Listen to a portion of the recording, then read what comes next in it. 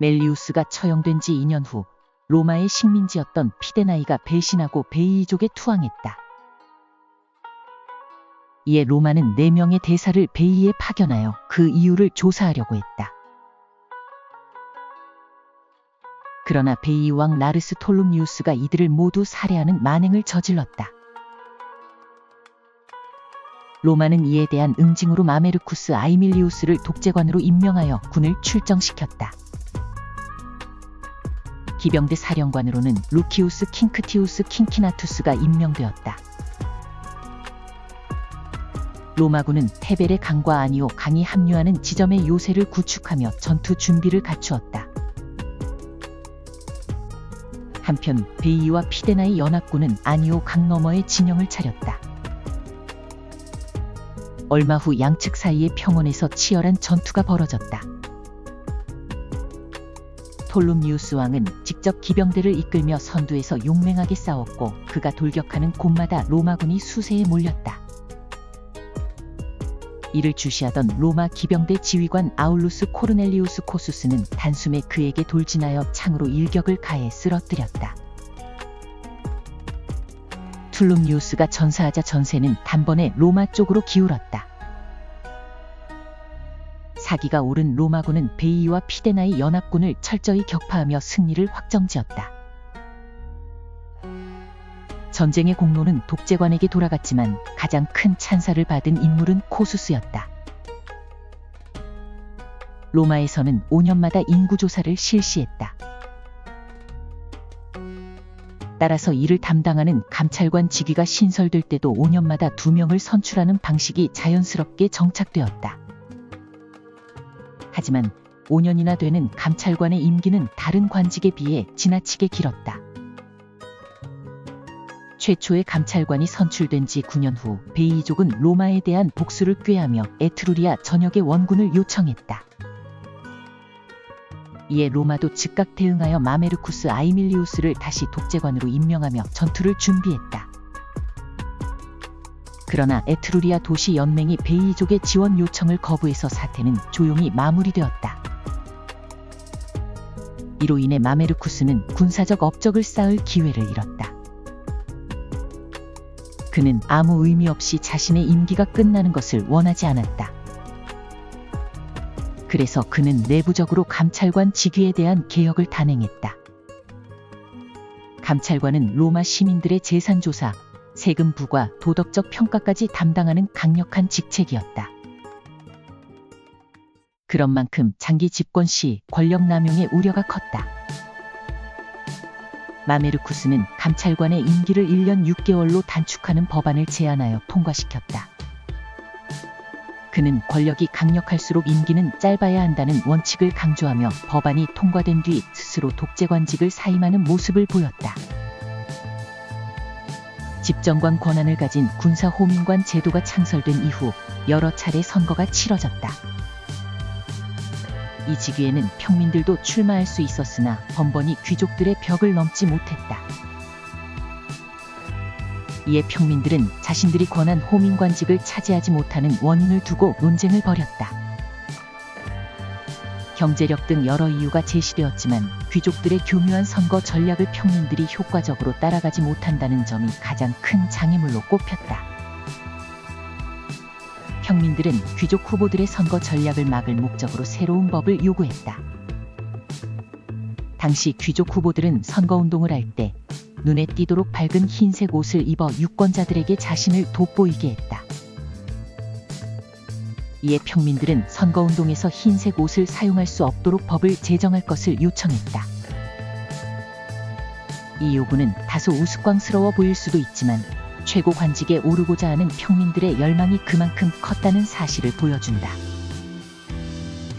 평민들이 권한 호민관 자리를 차지하려고 옷 색깔까지 시비를 걸 만큼 집요하게 파고들자 귀족들은 이를 경계하며 원로원에 압력을 가했다.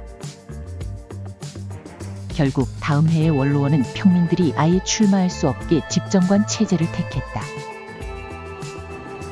공교롭게도 이 해에 대규모 전투가 발생했다. 기원전 431년 에퀴족과 볼스키족이 강력한 군대를 편성하여 알기둠에 각각 진지를 구축했다는 급보가 로마에 전해졌다. 로마는 아울루스 포스투미우스 투베르투스를 독재관으로 임명하고 루키우스 율리우스를 기병대 사령관으로 지명하여 대응했다. 독재관은 즉시 징병하면서 전쟁이 끝날 때까지 군면제 신청을 허용하지 않겠다고 선언했다. 또한 헤르니키족과 라틴족에게도 지원군을 요청했고 이들 동맹국은 독재관의 명령에 적극적으로 협조했다. 로마군은 신속하게 전쟁 준비를 마쳤다. 카이우스 율리우스 집정관은 로마 수비를 맡았고 루키우스 율리우스 기병대 사령관은 전쟁에 필요한 물자와 보급을 담당했다. 한편 독재관은 집정관 티투스 퀸크티우스와 병력을 나누어 출정했다. 에퀴족과 볼스키족은 각각 별도의 진영을 구축하고 있었으며 이에 대응하여 로마군도 2개의 진영을 형성했다. 이리하여 전장에는 총 4개의 진영이 조성되었다. 각 진영 사이에는 넓은 평야가 펼쳐져 있어 소규모 접전뿐만 아니라 대규모 전투도 가능했다. 양측이 근접 배치된 후 초반에는 지속적인 소규모 전투가 벌어졌다. 시간이 흐르면서 점차 로마군이 전세를 유리하게 이끌어갔다. 이에 적군은 정규 전투에서 승산이 없음을 깨닫고 야간 습격을 감행할 작전을 세웠다. 적군의 야간 습격으로 한때 로마군 진영에 혼란이 발생했다. 그러나 로마군은 신속하게 방어 태세를 갖추며 반격에 나섰다. 본진이 방어하고 있는 가운데 로마의 특공대가 적의 본진을 기습하여 함락시키는 데 성공했다. 이로써 로마군은 전투의 주도권을 장악하게 되었다. 새벽이 밝아오자 로마군은 총공세를 개시했다. 마르쿠스 파비우스의 기병대가 선봉에서 돌격을 개시했으며 집정관 또한 병사들과 적군을 맹렬히 공격했다. 한편 독재관은 적의 예비대와 후방부대를 기습하여 적군을 완전히 포위하는 작전을 실행했다. 로마군은 전방과 후방에서 동시에 압박을 가하며 볼스키, 에퀴 연합군을 거세게 몰아붙였다. 그러나 절체절명의 상황에서도 볼스키족과 에퀴족은 필사적으로 저항하며 끝까지 싸웠다. 물러설 수 없는 치열한 접전 속에서 양측 모두 막대한 사상자를 냈다. 로마군의 여러 지휘관조차 부상을 피할 수 없었다. 전해지는 바에 따르면 집정관은 군사들의 사기를 높이려고 적의 성벽 안으로 직접 군기를 던졌다고 한다. 이에 로마 병사들은 이를 되찾으려고 더욱 격렬한 돌격을 감행했고 결국 성벽을 돌파하며 요새 내부로 진입했다. 같은 시각 독재관 역시 요새 안으로 돌입하여 적군을 압박했다. 마침내 볼스키 에퀴 연합군은 패배를 받아들였다. 사방에서 병사들이 무기를 버리고 항복했다. 요새가 함락된 후 살아남은 적군은 모두 로마군의 포로가 되었다. 독재관은 개선식을 거행한 뒤 로마로 귀환하였고 곧이어 독재관직을 사임했다. 이처럼 큰 전투가 치러진 해에 로마와 직접적인 관련은 없지만 중요한 국제적 사건이 발생했다. 먼저 그리스에서는 아테네를 중심으로 하는 델로스 동맹과 스파르타를 중심으로 하는 펠로폰네소스 동맹 사이에 전쟁이 발발했다. 펠로폰네소스 전쟁으로 불리는 27년간 이어진 이 전쟁에서 결국 스파르타가 승리한다. 한때 최강이었던 아테네는 이후 쇠락하게 된다.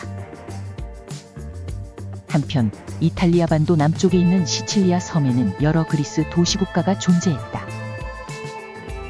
이들 도시는 서로 패권을 두고 경쟁했으며 그 과정에서 카르타고가 시칠리아의 정세에 개입하기 시작했다. 이해, 즉 기원전 431년에 카르타고는 처음으로 군대를 파견하여 시칠리아의 분쟁에 직접 관여하게 되었다. 이는 약 170년 후 로마와 카르타고 사이에 벌어질 포에니 전쟁의 전조가 되는 중요한 사건이었다. 안녕하세요. 다음 편은 사령관 살해 사건과 최초의 평민 재무관에 관한 이야기입니다. 기원전 414년, 로마는 아이쿠아족과 전쟁을 벌입니다. 사령관인 마르쿠스 포스투미우스가 전쟁을 승리로 이끌지만 병사들에게 약속한 전리품을 지급하지 않습니다. 병사들이 분노하고 있는 가운데 마르쿠스는 원로원에 가서 토지법 논쟁에 가세합니다. 여기에서 그는 철저하게 평민들을 무시합니다. 병사들이 이 소식을 듣고 병영에서 소란을 피웁니다. 이렇게 되자 마르쿠스가 소요 상태를 진압하려고 급히 투입됩니다.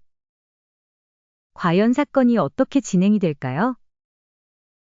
다음 편에서 뵙겠습니다. 좋아요와 구독을 부탁드리겠습니다. 항상 행복하세요. 감사합니다.